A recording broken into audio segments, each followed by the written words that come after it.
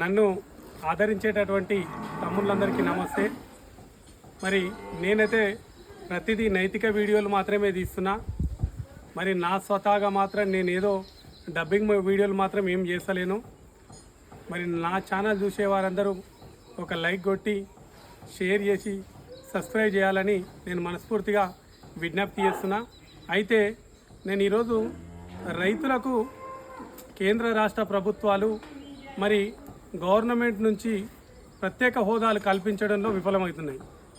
ప్రత్యేక హోదాలంటే ఒక రైతు దేశం కోసం, దేశంలో ఉండేటువంటి ప్రజల కోసం ఈరోజు వారు ప్రతి భారతదేశ పౌరునికి మరి కంచంలోకి అన్నం వస్తుందంటే ఈరోజు ఒక రైతు పుణ్యమే. అలాంటి రైతుని గౌరవించడంలో కేంద్ర రాష్ట్ర ప్రభుత్వాలు విఫలమైనవి.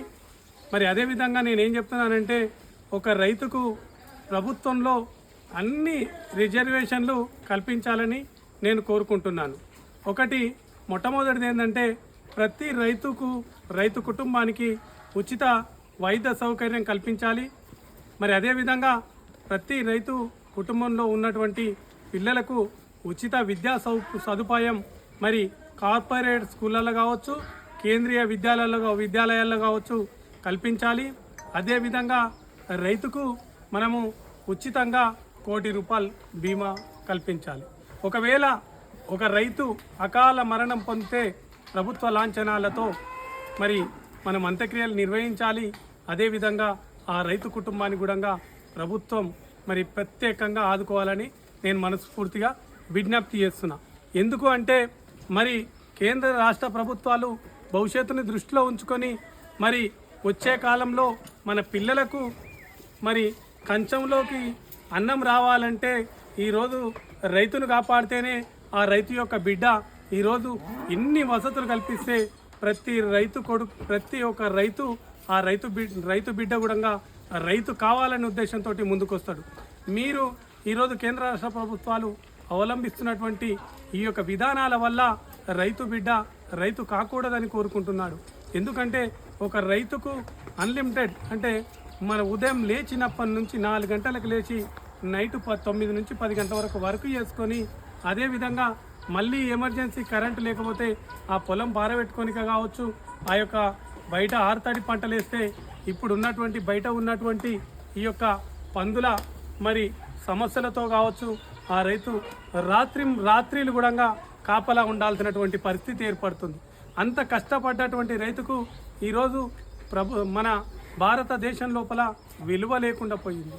ఎందుకంటే ఒక రైతుకు ప్రతి ఒక్క రాజకీయ నాయకులు, ప్రజాప్రతినిధులు కావచ్చు సానుభూతి తప్ప వాళ్లకు ఏమన్నంటే ఒక కుక్కకు బొక్కేసినట్టు మీరు ఇచ్చేటటువంటి అంటే ఈ యొక్క ఆచితూచి పథకాలు ఏవైతే మీరు ప్రకటిస్తున్నారో ఈ యొక్క రైతులకు ఈ 10,000 20,000 సంవత్సరానికి ఏం సరిపోదు.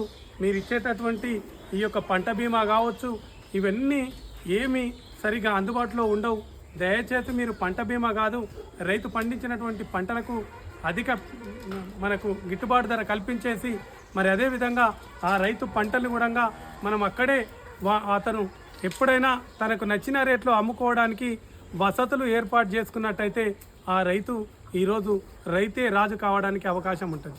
చెప్పడానికి రైతే రాజు అంటుర్రు, కానీ రైతే రాజు అనడానికి పేరుకు మాత్రమే ఉంది. ఈరోజు నేను చూస్తున్నటువంటి సమాచారం ప్రకారం ఇప్పుడు ఉన్నటువంటి సోషల్ మీడియాలో రైతన్న ఖాళీ ఆ రైతు బుడదలల్లో పోతారు, ఆడు కట్టె పట్టుకుంటుండు, పెద్ద టోపీ పట్టుకుంటాడు, పెద్ద రీల్స్, మళ్ళీ అదేవిధంగా ఖతం అయిపోయాయి. ఒక ప్రజాప్రతినిధి వస్తాడు, ఆ రైతు పంట నష్టపోతే ఆ పంటను నిలబడి ఒక ఫోటో దిగుతాడు. ఒక పాడి రైతు గేదె చచ్చిపోతే అక్కడ పోతాడు, ఆ ప్రజాప్రతినిధి ఇట్లా నిలబడతాడు, ఒక ఫోటో తీస్తాడు, సరే నేను మాట్లాడతా, నేను ఇంతవరకే నడుస్తున్నాయి తప్ప కనీసము రైతులకు వాళ్ళ హక్కుల్ని వాళ్ళు కాపాడుకునేటటువంటి శక్తి లేకపోవడం ఈరోజు చాలా దౌర్భాగ్యమైనటువంటి పరిస్థితి. నేను ఎందుకు చెప్తున్నానంటే ఈరోజు రైతుల గురించి మనం ప్రజాస్వామ్యంలో ఉన్నటువంటి ప్రతి పౌరుడు రైతన్నకు విలువ ఇవ్వాలి. అదేవిధంగా ప్రతి ప్రభుత్వ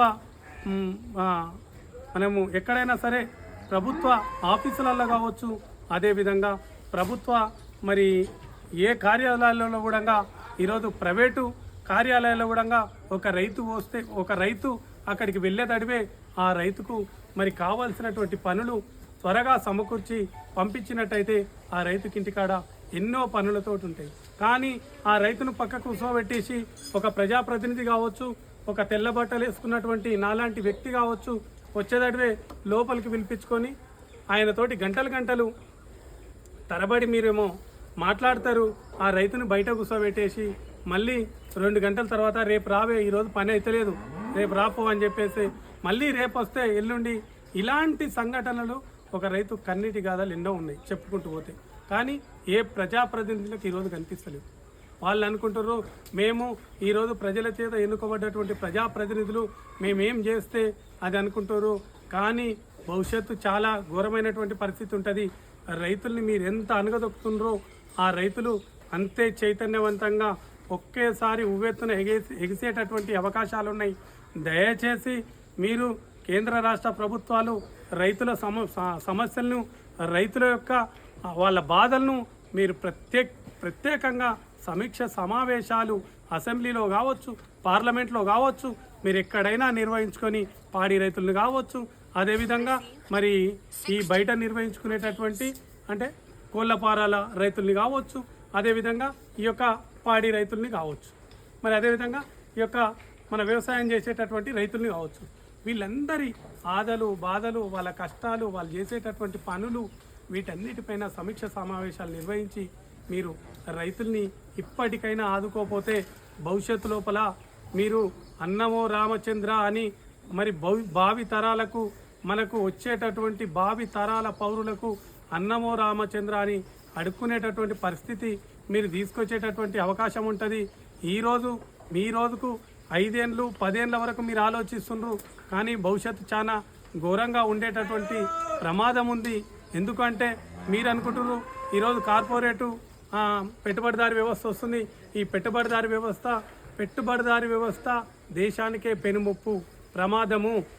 మరి మనము గత ఒక 100 సంవత్సరాల క్రితం, 50 సంవత్సరాలు 70 సంవత్సరాల క్రితం జరిగినటువంటి ఈ యొక్క ఇంగ్లీష్ పాలన కావచ్చు, రజాకర్ల పరిపాలన కావచ్చు, ఏ విధంగా జరిగిందో అంతకంటే క్రూరత్వాన్ని మన యొక్క పిల్లలు, భావి తరాల పిల్లలు ఎదుర్కోవాల్సినటువంటి సమయం వస్తుంది. దయచేసి ఇప్పటికైనా సరే ప్రజాస్వామ్యం ఉన్నటువంటి ప్రజాప్రతినిధులు కావచ్చు, ప్రజాస్వామ్యవాదులు కావచ్చు, ఈరోజు మీరంతా ముందుకొచ్చేసి రైతు సమస్యని ఒక పెద్ద సమస్యగా తీసుకొని, రైతు బాధని పెద్ద బాధగా తీసుకొని మీరంతా ఏకదాటిపై ఎక్కడ రైతుకు నష్టం జరిగితే అక్కడ ప్రజా సంఘాలు, అదేవిధంగా ప్రజాస్వామ్యంలో ఉన్నటువంటి ఒక విలక్షణమైనటువంటి నాయకులు కావచ్చు, మరి ఆ గ్రామంలో ఉన్నటువంటి ప్రజలు కావచ్చు, మండలాల్లో ఉన్నటువంటి ప్రజలు కావచ్చు, మీరు ఐకమత్యమై ఆ రైతుకు న్యాయం చేసేంత వరకు ప్రభుత్వం మీద ఒత్తిడి తీసుకొచ్చినట్టయితేనే ఈరోజు రైతు అనేవాడు బాగుపడతాడు. దయచేసి దీన్ని గుర్తుంచుకోవాలని నేను మనస్ఫూర్తిగా విజ్ఞప్తి చేస్తున్నాను. అయితే నా యొక్క యూట్యూబ్ ఛానల్ చూసేవారందరికీ నేను మనస్ఫూర్తిగా ధన్యవాదాలు తెలియజేస్తున్నాను. ఆదరించే వారందరికీ మరి కృతజ్ఞతలు తెలియజేస్తున్నాను. ఎందుకంటే నేను నైతికంగా చేసేటటువంటి వీడియోలు మాత్రమే తీస్తున్నా. దయచేసి మీరు ఈ యొక్క రీల్స్ని కావచ్చు, వీడియోలు కావచ్చు, షార్ట్స్ కావచ్చు, మీరు షేర్ చేయాలి, లైకులు కొట్టాలి, అదేవిధంగా మీరు సబ్స్క్రైబ్ చేయాలని నేను మనస్ఫూర్తిగా మరీ విజ్ఞప్తి చేస్తున్నాను.